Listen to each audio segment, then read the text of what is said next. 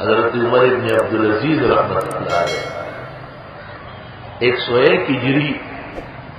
میں خلیفہ اسلام تھے بنو امیہ کے، اور ایک چرواہا بھیڑ بکریاں چرا رہا تھا، اور کافی زمانوں سے وہ بھیڑیے وغیرہ بھی ساتھ ہوتے تھے۔ اچانک ایک بھیڑ کو پکڑ لیا اور چرواہے کے پہنچتے پہنچتے تھا وہ بھیڑیا وہ دمبی کو وہ بھیڑ کو کاٹ چکا تھا۔ تو چرواہا جو جنگلوں میں بھیڑ بکریاں چراتے عام طور پر شہری علوم سے بے خبر ہوتا ہے، اس نے بڑی ٹھنڈی آہ بھری، اس نے کہا انا للہ و انا الیہ راجعون، الیوم مات امیر المومنین عمر بن عبدالعزیز اور ظلم احدا، یا آج عمر ابن عبدالعزیز مر گیا ہے اور یا آج سے وہ ظلم کرنے لگا ہے، اس لیے جانور و درندوں کو بھی توفیق ہوئی اور وہ بھی بے امنی پیدا کر رہا ہے۔ تاریخ الخلفاء میں جلال سیوطی نے لکھا ہے کہ یہی لمحہ تھا جس میں عمر ابن عبدالعزیز روح دے چکے تھے، انتقال ہو چکا۔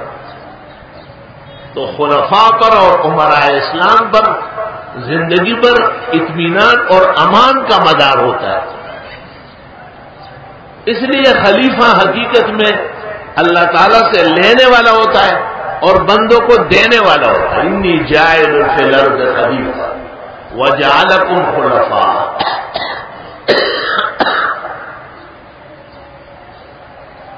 خدا نخواستہ اگر وہ اوپر سے لینے کا قابل نہیں ہے، اس میں شریعت کا اتباع اور انقیاد نہیں ہے، تو پھر وہ حاکم ہے، جابر ہے، آمر ہے، خلیفہ نہیں۔ خلافت تو ایک اسلامی منصب ہے،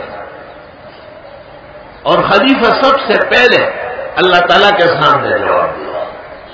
پھر بندوں کے ساتھ۔ کہتے ہیں کہ عمر ابن عبدالعزیز رحمت اللہ علیہ کی بیٹیوں نے عمر ابن عبدالعزیز کو کہا کہ کل عید ہے، سب لوگ خوشیاں منائیں گے، لیکن ہمارے پاس عید کے لیے نیا جوڑا نہیں ہے جس میں ہم خوشی منا رہے ہیں۔ تو عمر ابن عبدالعزیز نے میری منشی خزانچی کو دیکھا کہ اگر میرے اگلے مہینے کی تنخواہ پہلے مل جائے تو میں بیٹیوں کو کپڑے خریدوں۔ وہ خزانے کے ذمہ دار نے واپس کاغذ بھیجا اور اس پر لکھا کہ امیر المومنین لکھ دے کہ وہ اتنے دنوں تک رہیں گے، اور اگر وہ مر گیا تو یہ قرض کون اتارے تاکہ میں خزانے سے رقم نکالوں۔ عمر ابن عبدالعزیز نے جب وہ رکا پڑا تو اپنی بیٹیوں کو کہا کہ یہ بہتر ہے کہ عید سادگی سے گزر جائے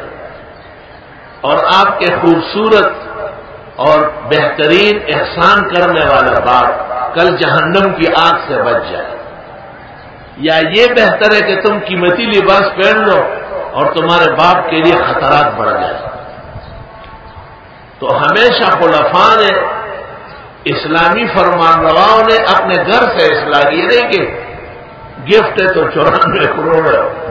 ہدیہ ہے تو اتنے ارب کا ارب ہے،